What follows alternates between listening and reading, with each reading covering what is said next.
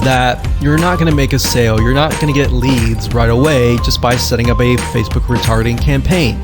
Hey guys, what if I tell you that you can earn thousands of dollars per day from Facebook with a unique method that is Facebook retargeting? Don't know what it is? Don't worry, I have designed a full course and will guide you on how to earn with Facebook retargeting. Watch the first video of the playlist in which this video is added to know what this method is and what we are going to do in this course. Don't miss this golden opportunity, so let's dive in.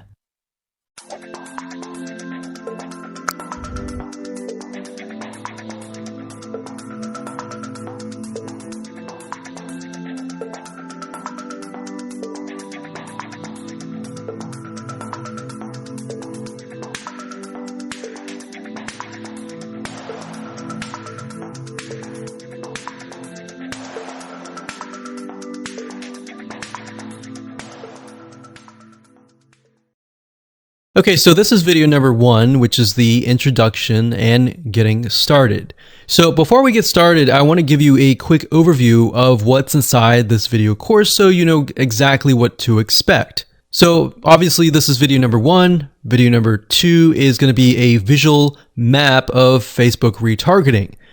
And what that includes is I'm going to show you how Facebook retargeting works. And a lot of times people jump straight into showing you how to set things up, but unless you really understand how everything fits together, what connects to what, and all of that, it's really going to become confusing. Because if you set things up like an email opt-in retargeting campaign, or a blog post campaign, or a purchase retargeting campaign, every one of those is different. So once I show you the basics via a visual map, that's when we show you some real life examples in video number 3. Of course, in video number 4, I'm going to talk about the Facebook pixel, what it is, why it's important, and how it's used. And of course, from that point, we'll move to video number 5 and talk about how to add the pixel to your website, whether you're using WordPress, ClickFunnels, Lead Pages, or any other landing page builder. Video number 6 will talk about pixel variables and settings, otherwise known as standard events, such as how do you tell Facebook that somebody has landed on your page, somebody has converted into a lead, somebody has added the product to their shopping cart. Maybe you want to find people who have added things to the cart but have not yet purchased, so that you can show an ad to them, remind them that they are interested in that purchase, and perhaps give them some sort of discount as well. Video number 7, we're going to talk about custom audiences, which are essentially lists or segments of people that you have targeted. And when you create your Facebook ad, you can then target that specific custom audience and show that specific ad to that audience. And then of course, in video number 8, we'll have some practical application and show you how to create these custom audiences. And of course, last but not least, video number 9, we'll talk about retargeting campaign setup. All right, so let's talk about mindset, because I'm a big believer of having the right mindset before you get started.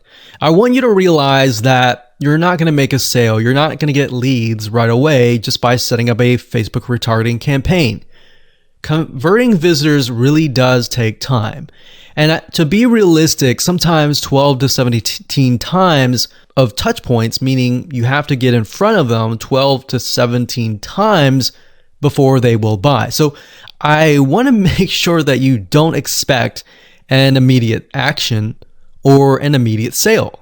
Now, to get started, you're going to need these things. You're going to need to have a Facebook ad account. And in doing so, you'll also need to have a Facebook business account. And you can go to business.facebook.com to get access to a Facebook business account. Now, having a business account is separate from the Facebook ad account. You'll obviously need money for ads, realistically at least $500 or more. This is not free by any means, but it's a great way to test things and find results right away. You also need to have an idea of how you are selling your product or service. in terms of your website, in terms of your funnel landing page setup, meaning how many pages do you have in your funnel? Do you have 3? Do you have 4? Do you have 5? How many? So you want to have an idea of that before you get started, because it'll start to make sense once I show you around.